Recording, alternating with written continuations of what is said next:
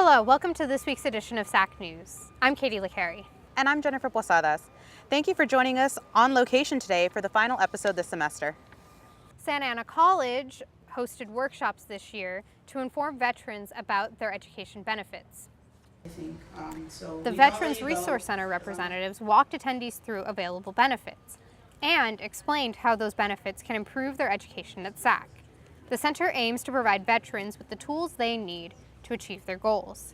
If a vet has any questions regarding their education, SAC's Veteran Center is there to help. This workshop helped me learn more about my benefits and get ready for the upcoming semesters. This helps me better plan my future and know what tools I can use to better achieve that future.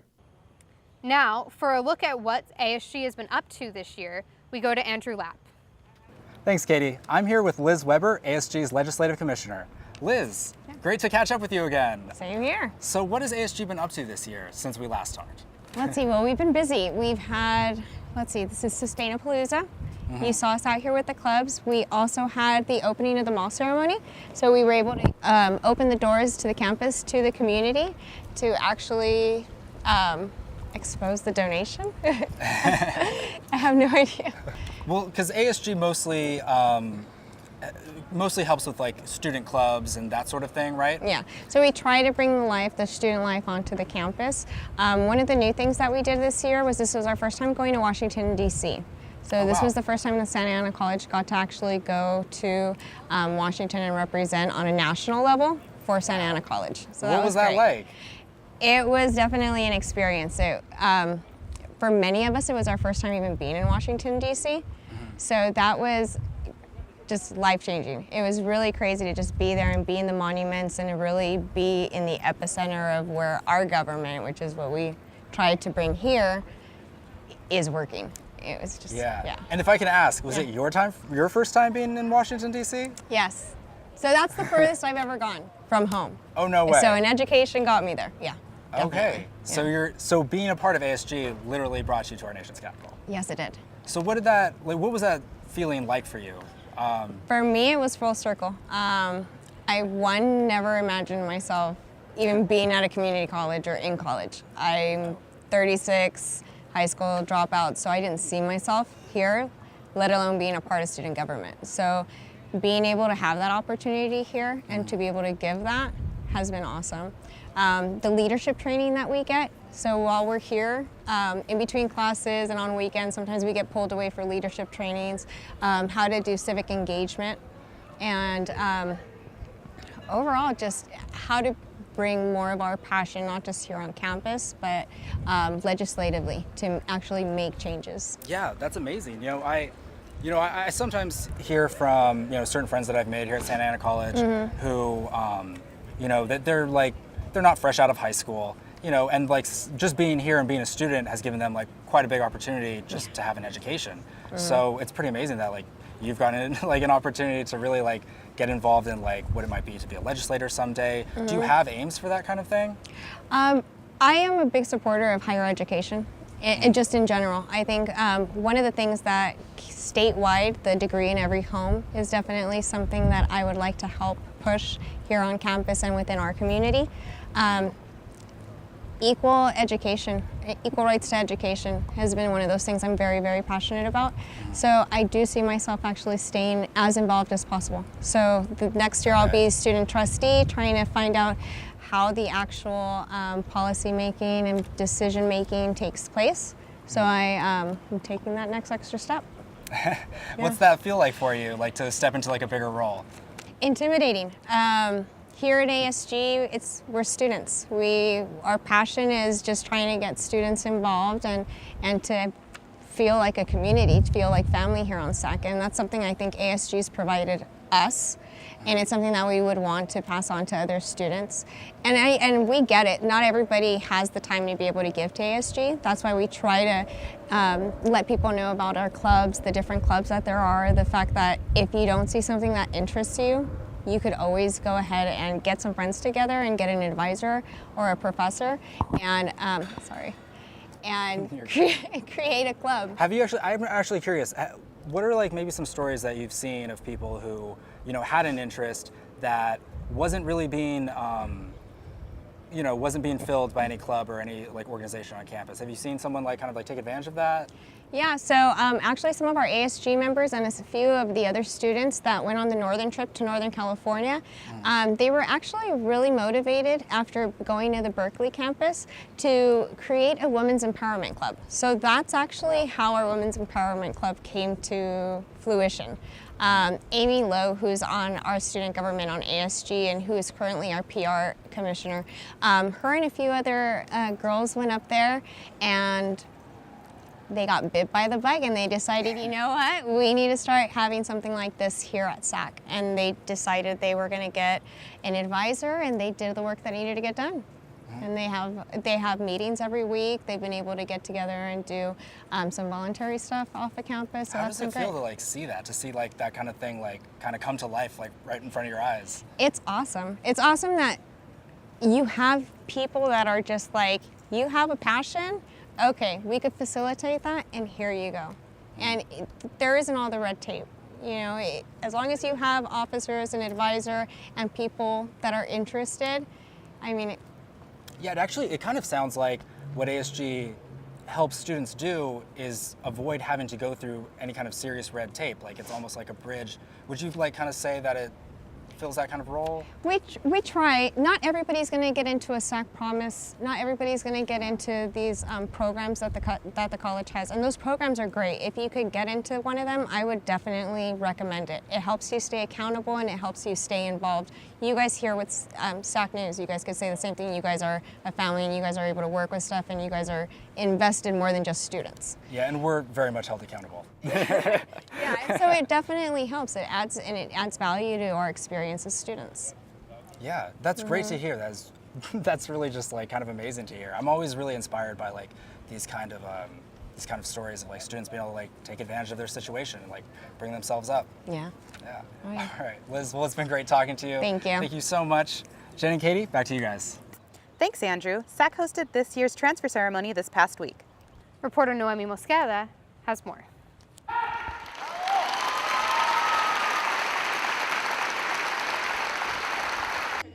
Carlos Brambilla, a first-generation college student, is transferring this upcoming fall. Carlos, who attended SAC for 3 years, was one of the many students attending this year's transfer ceremony. So, yeah, I feel like my parents are going to be really proud of me. This is their first experience with like anything like big about college. So I think it's a great experience for them. I think it's a great experience for my little sisters. Brambilla says that he has a great support system throughout his years at SAC. His parents encourage him to continue studying and graduate. I take him to work. I have a job in construction. It's hard. I took him when he was younger and I told him, son, this is my life. If you want to work hard like me just to survive, then go ahead. Stop studying. If you want a better life, then don't stop studying and graduate. It's the only way you can become successful. Paula, another transfer student, has very mixed emotions on moving and transferring to a university. It's like my second home, and being able to leave it to transfer to Cal State Fullerton, it's a struggle because I went through it so much. I become a better person. The students received the certificates and medallions for all their accomplishments. Thanks, Noemi, and good luck to this year's transfer students. A classroom education is only part of what it takes to launch a successful career. This week, I spoke with faculty and alumni to see what they can do to get a leg up. Santa Ana College is still a work in progress, and that goes for the student body as well. One of the most important ways SAC teachers help their students move forward in life is by finding and making internships available. Jasmine Flores, a lighting student at SAC, was lucky enough to have a teacher who helped her get an internship. It was supposed to be available the following semester, but because some of us were graduating, he actually made it available for us in the summer. So the internship is really important, especially at the community college level, because a lot of times there aren't really places for us to get experience or make contacts. The internship is really helpful with that. Internships are usually the last step before students find jobs, making them more employable. Everybody wants you to have work experience, but you can't get work experience until you have work experience. So what the internship program does for my lighting students is it allows them to go work for a company, and it could turn out to that company be their future employer, but it gives them a chance to work, to learn what it's like to work in a professional world with still the kind of the safety blanket of, oh, this is an internship. It's still a learning environment. Some SAC teachers also help their students find jobs. We kind of assess the student as they come in terms of what they want to do in the path we put them on. And then as they progress in those areas and they get to the point where they have that certificate and they've achieved it, then we do our best to point them in the direction they need to go. We make sure they have a good portfolio reel together, which is a great example of their work. Their resumes are ready to go, and we kind of start to get them on the path of the kind of entry-level jobs they could expect with a certificate from Santa Ana College. All the work that I was able to do here with the broadcast news program, I put on a demo reel, and I ended up having a demo reel for camera and editing. I also had a director's demo reel, and so I had all of that together, and when I went to a conference, I showed it to recruiters and news directors, and they really liked my work. Thanks to the reel Rudy put together, with help from his professors, he was hired at an NBC station in Bakersfield. With the support of their professors, many SAC students are turning their goals into realities. You know, there's a lot of things that go on in the world today that constantly want to push people down. We here at Santa Ana College have found ways to get people up, how to help them up. And then we've kind of built networks with our other students that have gone on. And it's to help them find their calling in life, their mission in life, their passion, and to nurture that so that they're successful and that maybe someday they'll hand off to another person. Students can get help looking for an internship through the internship office. And now for a look at other educational alternatives, one of SAC's counselors joins Andrew Lapp. Thanks, guys.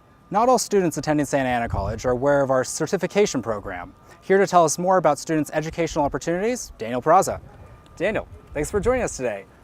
So you're the CTE counselor here at SAC. Just for our audience, could you explain what CTE stands for and what makes that different from a regular counselor that students typically would see? Yeah, of course.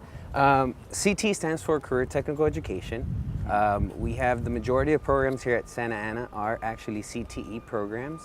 The CTE programs help students enter the workforce, obtain entry-level positions in specific job fields. They do so because the faculty collaborate with employers. They find out what they desire from potential candidates, and then our faculty implement that into their classes. So that when they do apply for these jobs, they're able to get them. Yeah, that's great. You mentioned earlier that the majority of programs here at SAC are CTE programs. I'm curious, has that always been the case, or is that something that's kind of like been a gradual process getting there? Yeah, that's usually the concept that we usually get is it's often overlooked, and a lot of students really don't know about CTE programs, but it's always been the case. It's always been the largest programs on campus. Just for example, business alone, they have a lot of different CTE programs. And you did ask me before, what's the difference? A lot of the certificate CTE programs don't require general ed. That's usually required for like associate degrees. So you would simply complete the courses in specialized areas. And once you complete those requirements, you get the certificate and you're ready to apply for work. Okay, that's really interesting. It sounded like you guys have a little bit of maybe like a lack of awareness on campus. Has that been like a struggle for you guys, trying to like make it known to students that there are other options besides just an associate's for transfer or something like that?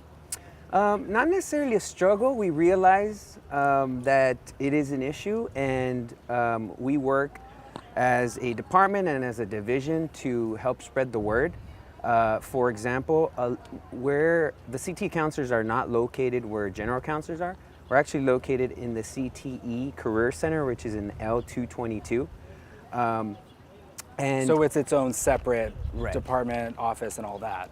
It's where we're housed. As far as counselors, yes, it's definitely separate, and is not necessarily to separate general counselors, CTE counselors, because in essence, any counselor can help you. So general counselors could also help you in terms of figuring out what classes you need to obtain a CT certificate, and vice versa. CT counselors could help with transferring or getting associate degrees.